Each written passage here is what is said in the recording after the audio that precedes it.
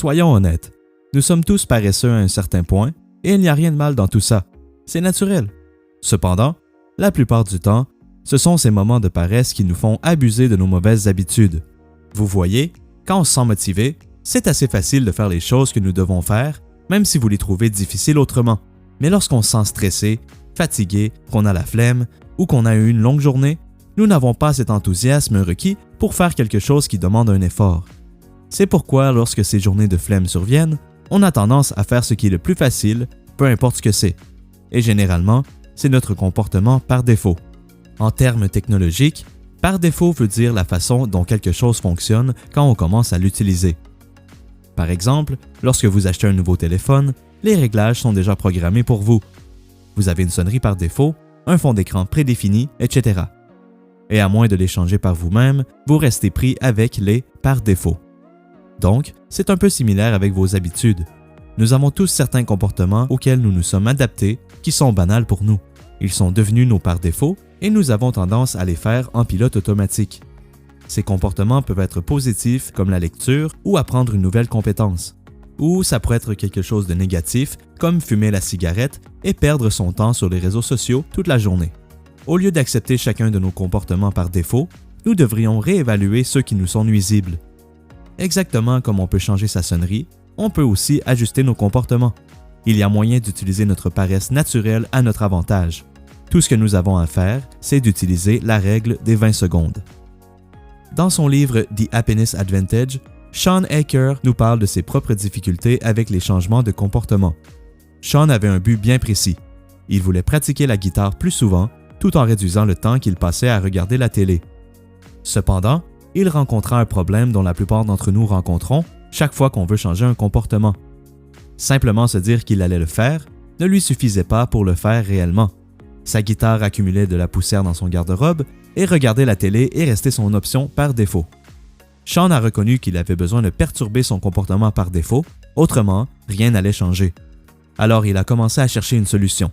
Il réalisa qu'à chaque fois qu'il voulait jouer de la guitare, il devait avant tout aller la chercher dans son garde-robe, sortir l'étui à guitare, et seulement lorsqu'il avait sorti la guitare de son étui qu'il pouvait en jouer. Tout ça prenait approximativement 20 secondes, mais même le minime effort qui était requis semblait être assez pour décourager Shawn à jouer. Après avoir pris conscience de cela, il a décidé de sortir sa guitare du garde-robe et la mettre sur un support dans son salon. Dorénavant, lorsqu'il aurait envie de jouer, il n'aurait plus besoin d'aller fouiller dans son garde-robe. La guitare était déjà sortie de son étui et il pouvait la prendre et jouer instantanément sans avoir à exercer trop d'efforts. Shawn a aussi appliqué un ajustement similaire pour sa télé. Ce qu'il a fait cette fois-ci, il a retiré les batteries de la télécommande et il les a mis dans un tiroir dans une autre pièce de la maison. Les soirées suivantes, quand il arriva du boulot et que par défaut, il saute sur le canapé, il s'aperçoit que quelque chose cloche. Il essaie d'allumer la télé en appuyant sur le bouton « On », oubliant qu'il avait retiré les piles. Donc là, Shawn n'avait aucune envie de se lever et aller chercher les piles dans l'autre pièce, puisque cela requérait un certain effort. Au lieu de ça, il prit sa guitare qui était juste à côté de lui. Ce changement minime lui permit de perturber son comportement par défaut, et avec les jours qui ont suivi, son besoin d'écouter la télé a diminué et l'envie de jouer de la guitare sembla de plus en plus naturelle. Donc Shawn a décidé d'appeler cette approche la règle des 20 secondes. Essentiellement, ce qu'il a fait, c'est de rendre la guitare 20 secondes plus facile à jouer et la télé 20 secondes plus difficile à regarder. Et cette stratégie peut être appliquée à pratiquement n'importe quel comportement que vous voulez changer. Bien sûr, 20 secondes n'est seulement qu'une suggestion et non un nombre absolu. Dans certains cas, plus de 20 secondes pourraient être requis, tandis que dans d'autres cas, ça pourrait être moins. Le point ici, c'est de réduire les barrières qui vous séparent des activités que vous voulez faire plus souvent en les rendant plus commodes pour vous. Et de l'autre côté, augmenter les obstacles qui vous séparent des activités que vous voulez cesser en les rendant plus difficiles dès le départ. Je sais que ça semble trop simple et intuitif, mais la plupart d'entre nous ne l'utilisons pas, ce qui est dommage puisque notre environnement est un grand facteur qui contribue à nos comportements. En général, la partie la plus difficile de n'importe quel comportement est de commencer. Et le plus d'énergie d'activation qu'une activité requiert au départ, le moins probable il sera pour vous de commencer, particulièrement si vous êtes fatigué ou si vous avez la flemme. Quand je parle d'énergie d'activation, je veux dire la quantité d'efforts que vous avez besoin d'exercer avant même d'entamer quelque chose. Alors, par exemple, regarder la télé nécessite très peu d'énergie d'activation. Vous prenez la télécommande, sautez sur le canapé et voilà. Très peu d'effort est requis. Quand on pense à l'entraînement, un peu plus d'effort est requis. Cependant, quand on y pense réellement, soulever des poids n'est pas si difficile. C'est sûr que c'est pas aussi facile que d'être couché sur le canapé, mais l'activité en soi n'est pas si épuisante. Ce qui vous rebute vraiment, c'est le fait de devoir passer autant d'étapes avant que vous puissiez commencer à vous entraîner. Premièrement, vous devez préparer votre sac de sport, mettre vos souliers, ensuite vous rendre à la salle, vous changer et ainsi de suite. Il y a tellement d'inconvénients sur votre chemin. Mais si vous pouviez sauter quelques étapes, au moins les rendre plus tolérables, aller à la salle serait beaucoup plus facile puisqu'il y aurait moins d'énergie d'activation requis. Et c'est pratiquement la même chose avec n'importe quelle activité. Quand on y pense, la plupart des activités ne sont pas difficiles à faire, ils requièrent seulement un peu plus d'effort pour débuter. Mais une fois que vous avez commencé et que vous êtes installé, c'est toujours très facile de continuer, même si vous ne trouvez pas l'activité amusante. Donc, si vous êtes capable de réduire l'énergie d'activation requise pour entreprendre un certain comportement, vos chances de faire ce que vous voulez faire augmentent exponentiellement. Et ceci est très important parce que même si vous aimez faire quelque chose, mais qu'il y a beaucoup d'obstacles dans votre chemin avant même de commencer, vous êtes plus enclin à le sauter et faire quelque chose de plus facile. Pour vous donner un exemple, j'aime bien aller faire de longues balades à vélo. C'est une activité qui m'aide à décompresser, surtout lorsque je me sens stressé ou anxieux.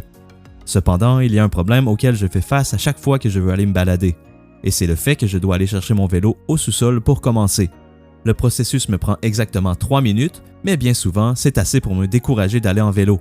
Logiquement, ça ne fait aucun sens. Pourquoi seulement 3 minutes de préparation pourraient me dissuader de faire une activité que je sais que j'aime bien? Comme j'ai dit, les humains sont assez paresseux et nous préférons faire quelque chose de facile et à notre portée, au lieu de ce que nous voulons vraiment faire. Pour cette raison bien simple, je suis parfois stressé toute la journée. Et bien sûr, tout ceci pourrait être évité seulement en allant en balade à vélo, que je sais que j'aurai du plaisir et m'aiderait à déstresser. Mais à ce moment, je préfère bien mieux faire mon habitude par défaut, qui est de penser à tous ces scénarios horribles qui n'arriveront jamais, au lieu de choisir une option un peu moins commode, mais qui réglerait le problème. Je sais que tout ça peut sonner un peu stupide, mais c'est seulement pour vous prouver à quel point un obstacle même minime peut dicter vos actions. Maintenant que vous comprenez probablement comment votre environnement affecte vos comportements, et vous avez peut-être même déjà des idées de comment vous pouvez utiliser ces informations à votre avantage.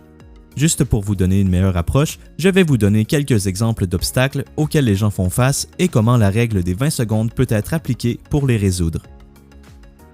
Si vous voulez aller à la salle plus souvent, assurez-vous qu'elle soit le plus près possible de la maison, préférablement sur votre chemin du boulot. De cette manière, vous pouvez arrêter avant de commencer votre travail ou après sur votre chemin du retour. Si vous avez à conduire 1 heure à chaque fois que vous voulez vous entraîner, il y a bien des chances que vous laissiez tomber puisque c'est un trop gros obstacle. Et aussi assurez-vous de préparer votre sac d'avance ou quoi que ce soit de nécessaire pour l'entraînement de votre choix. De cette façon, quand vous êtes prêt, vous n'avez pas à chercher partout pour vos trucs. Certains gens aiment même aussi s'endormir dans leurs vêtements de sport, alors ils sont prêts dès qu'ils se réveillent. Ils sautent l'étape de s'habiller quand ils se réveillent, puisqu'ils n'ont pas la tête à s'entraîner tôt le matin. Mais puisqu'ils sont déjà prêts, c'est beaucoup plus facile à engendrer vu qu'il y a une étape en moins. Si vous avez de la difficulté à manger santé, tout simplement, débarrassez-vous de la malbouffe que vous avez chez vous, de manière à ce qu'il ne reste seulement que de la bouffe santé. Quand vous avez faim et que vous n'avez pas la tête à cuisiner, évidemment, vous allez manger ce qui est le plus pratique. Et généralement, c'est quelque chose de mauvais pour la santé, un aliment transformé par exemple.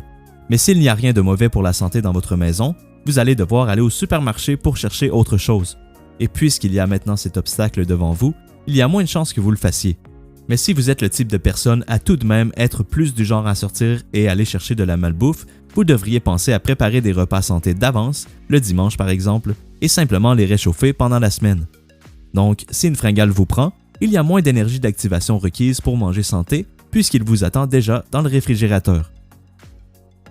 Un autre problème bien fréquent, que la majorité ne voit pas comme étant un problème, est l'utilisation non intentionnelle de son téléphone en étudiant ou en travaillant. Vous avez probablement toujours votre téléphone près de vous et vous êtes en mesure de l'utiliser lorsque bon vous chante. Mais la plupart du temps, vous regardez votre téléphone simplement parce que vous cherchez un moyen de vous échapper de ce 5 secondes d'ennui et votre téléphone se trouve juste à côté de vous.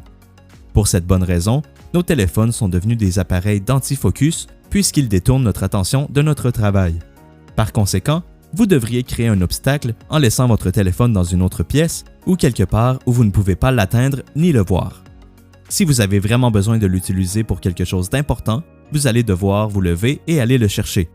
Vous allez vous rendre compte bien assez vite que vous n'avez pas à regarder votre téléphone aussi souvent que vous le faites. Bien sûr, beaucoup de gens ont besoin de leur téléphone ou leur ordinateur pour travailler. Pour cette raison, ils ne peuvent pas simplement le cacher à quelque part, mais ils peuvent tout de même modifier certains réglages sur leur appareil. Si vous avez des difficultés avec l'utilisation constante de vos réseaux sociaux, supprimez simplement toutes vos applications ou déplacez-les dans un dossier plus difficile d'accès. Faites plutôt en sorte que votre écran d'accueil soit lié au travail. Encore une fois, ça crée une barrière entre votre utilisation inutile des réseaux sociaux, puisque vous ne pouvez pas y accéder en un seul clic maintenant. Et en même temps, ça rend vos trucs de travail plus faciles à utiliser. La même chose peut être appliquée pour l'utilisation de votre ordinateur en séparant le travail et des jeux vidéo. Vous faites ceci en créant deux utilisateurs différents, un qui est optimisé pour le travail et l'autre qui est optimisé pour le plaisir. De cette façon, lorsqu'il est temps de travailler, vous travaillez réellement et vous ne vous retrouvez pas à surfer n'importe quoi sur le web ou jouer aux jeux vidéo. De l'autre côté, quand vous voulez relaxer, vous n'avez rien qui vous rappelle le travail et vous pouvez décompresser complètement. Donc, c'était quelques exemples de comment vous pouvez augmenter ou réduire l'énergie d'activation, mais il y a beaucoup d'autres options. Vous allez avoir à penser à votre propre situation et regarder où vous pouvez faire des changements. La règle des 20 secondes ne fonctionnera probablement pas 100% du temps, mais elle rendra vos comportements plus intentionnels plutôt que par défaut. Bien sûr, il y aura des jours où vous voudrez vraiment regarder la télé, alors vous vous levez et allez chercher les piles dans l'autre pièce. Comme il y aura des jours où aller chercher mon vélo au sous-sol ne me posera aucun problème. Le point est de devenir conscient de nos comportements par défaut et être en contrôle de ceux-ci au lieu d'être à la merci de tout ce qui est plus convenable de faire sur le moment. C'est pourquoi je vous encourage à examiner ce qui vous entoure et réfléchir à où vous pourriez ajouter ou réduire 20 secondes d'énergie d'activation. Souvenez-vous que le début est toujours la partie la plus difficile. Alors, rendez vos actions désirées faciles à commencer et vos actions non désirées plus difficiles. Ceci vous permettra de devenir maître de vos comportements. Merci d'avoir écouté la vidéo. Si vous avez apprécié, n'oubliez pas de laisser un j'aime, cela m'aide grandement. Pour voir d'autres vidéos dans ce genre, assurez-vous de vous abonner à la chaîne pour ne manquer aucun contenu lié à l'accès au succès.